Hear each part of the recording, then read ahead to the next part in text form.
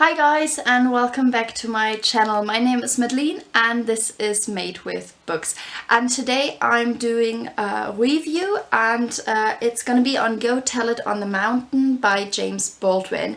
And I buddy read this book with Kelly from Books I'm Not Reading, and I will link down below to Kelly's review. You should definitely check it out. Check out her channel as well. She's lovely. She must be one of the nicest booktubers there are. I love the outro she has in every video, which is be kind to yourself and be kind to others, which I think is just lovely. And yeah, I really enjoyed reading this book together with Kelly, so thank you Kelly for buddy reading this with me.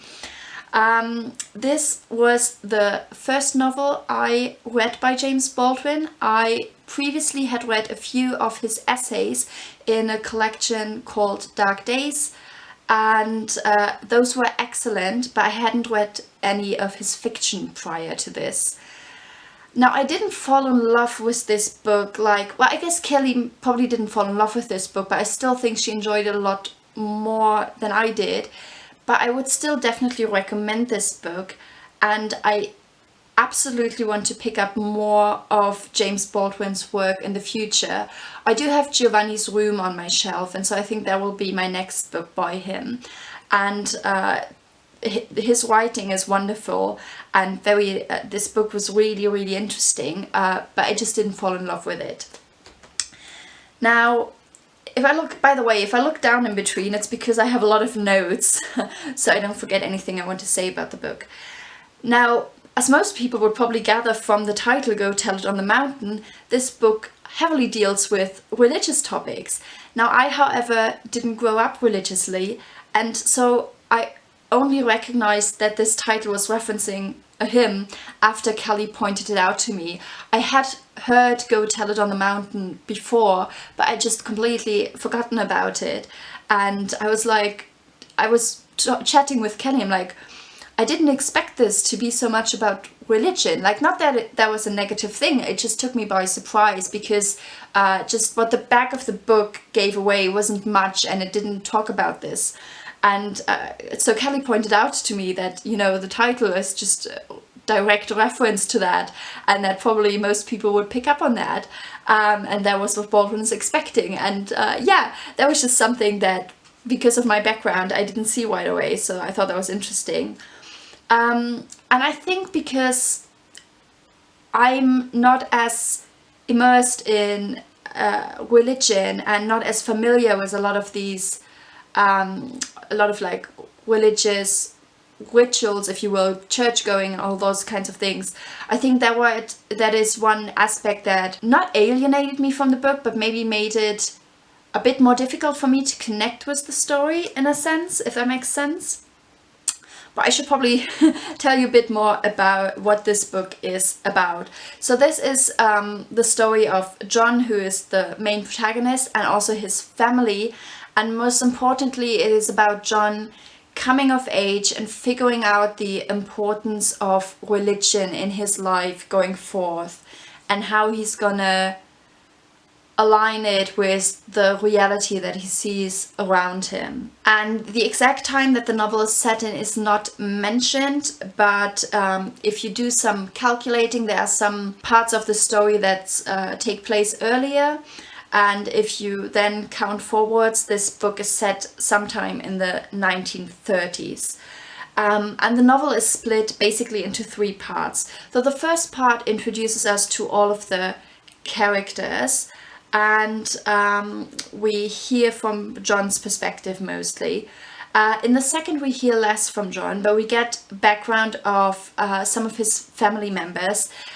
We get a lot more information on his mother, his father, and his aunt, and their backstories are all set prior to the time that John was even born. And these are told in subchapters, and these subchapters are entitled Florence's Prayer, and Florence is John's aunt, Gabriel's Prayer, who's the father, and Elizabeth's Prayer, who's the mother. And as you can tell, all these names, I think, was the exception for Florence, but correct me if I'm wrong, again, not most in-depth knowledge of the Bible, but almost all the names of the characters in these are also characters in the Bible. So I thought that was interesting. And in these prayers, certain truths about the family relationships are revealed.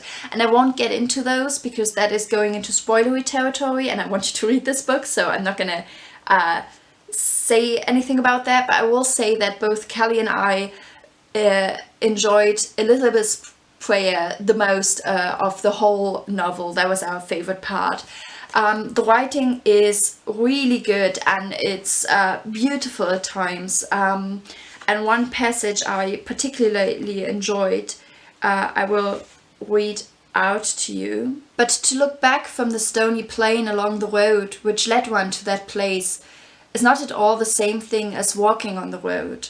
The perspective, to say the very least, changes only with the journey.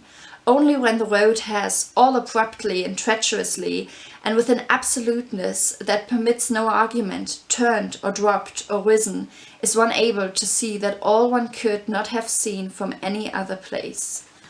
And I think that's beautiful.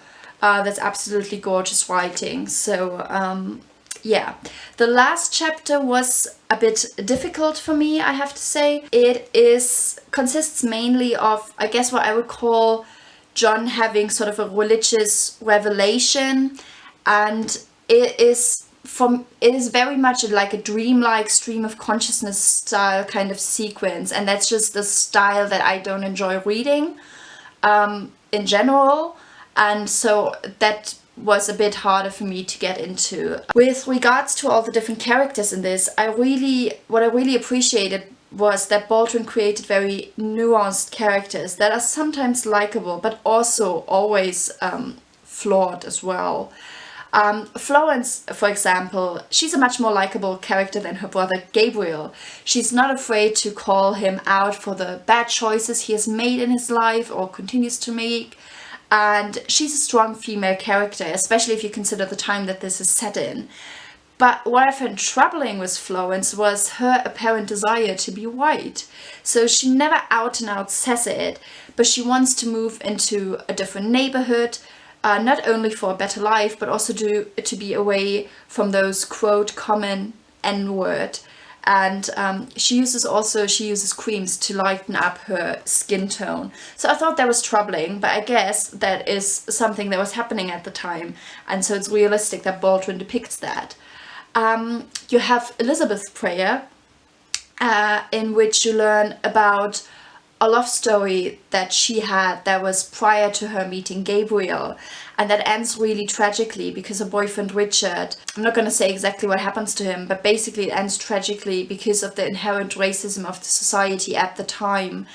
And unfortunately, if you look at society nowadays, that hasn't changed as much as, you know, we would like to. And that was really hard to read about. And I will say that Richard and also Gabriel later on, they really, and that is explicitly put into the novel, they really hate and distrust white people. And I like that the story was unapologetic about this, because, you know, as I told you, because of the time that this is set in, it really does make sense that they have this anger and hatred. And so I just really appreciated that Baldwin put that in as well. Elizabeth's chapter really frequently has the word fear in it, and it definitely deals with that subject, and also with some very traumatic experiences that Elizabeth has gone through prior to John's birth. And yeah, I just thought that was an exceptional chapter. And John's father Gabriel is a really complicated character. Now, Kelly and I both intensely disliked him. And even when you get things from his perspective, we were just waiting for his chapter to come up, because we thought, oh, maybe, you know, he's gonna redeem himself in our eyes. But he didn't really. I mean, he's a complex character nonetheless, but he's not a likable character, and he's not meant to be read that way. At one point, for example, he beats not John, but his other son, that already is heavily injured because he insults him, and then he goes ahead and beats him even more. But it was fascinating to see at the same time that he was revered by the community. So, like, his family obviously doesn't think too highly of him because he is brutal and he can be really, really nasty. But in in the society that they live in, because he's a priest, he's highly revered and they only see a certain side of him. So I thought that was interesting.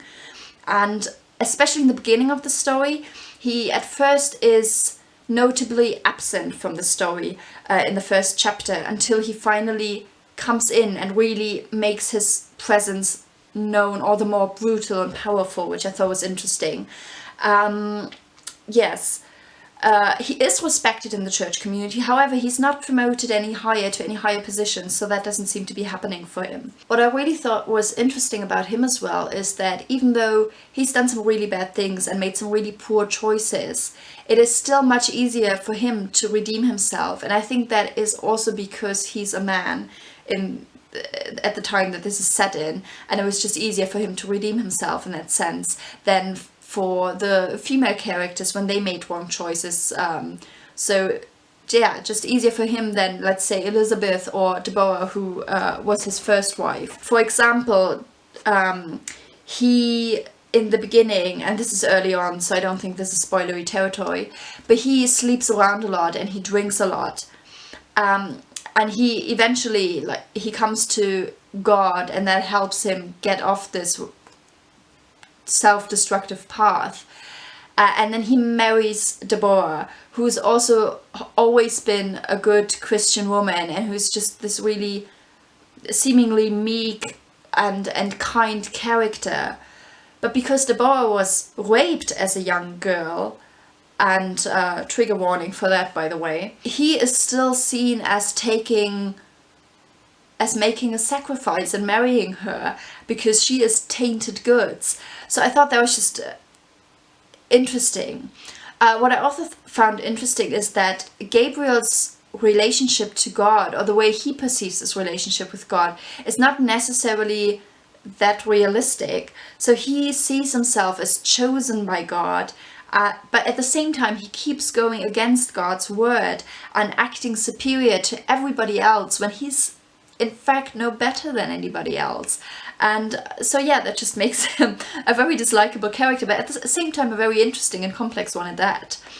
I will say, I think one of the aspects where the book hasn't necessarily aged as well was a description when Florence and her husband Frank had intercourse, and it was basically her not wanting to and him forcing himself on her, saying, "I ain't going to stop, this is sweet talk, baby." And he basically ends up raping her, but yeah, it's sort of shown as if she's okay with it. And I don't know if that was just Baldwin writing about the time that this is set in, or if that is also Baldwin writing poorly about this, so I'm not sure about that one, but that was one aspect I didn't enjoy. I also read afterwards that Baldwin was incorporating a lot of his own experiences into this book, and that it's fairly autobiographical, so also the relationship to his father. So that was interesting to learn, so keep that in mind if you're reading this, I guess. And overall, I would recommend reading this novel, even though I didn't love it, and even though it was sometimes difficult reading for me. The writing was sometimes dense or a bit slow going for me, but I think it's worthwhile. It's a worthwhile book to be picked up. And I would say though there might be better starting points when it comes to Baldwin's fiction. Now, however, as I haven't read any other novels by him, I can't give you any recommendations for good starting points. And for that, I would refer you to Leynes Reads Books. And she has, I don't think she has read this one, but I think she has read pretty much everything else by Baldwin. She has read a lot of his fiction, a lot of his non-fiction as far as I'm aware, and she has reviewed it all on her channel, so I will link down to her channel below as well as Kelly's. So this is all I have on this book. I hope I made you curious about it. Thank you again, Kelly, so much for reading this book with me. It was I had so much fun reading it with you, even though my Voxer app didn't work the entire time we were chatting about the book. But it was fun. And yes, that's all I have for today, guys. Thank you guys so much for watching, and if you have read this novel and want to chat with me about it, please feel free to leave a comment down below, or if you want to pick it up now, let me know. I'd be curious to know. Bye guys!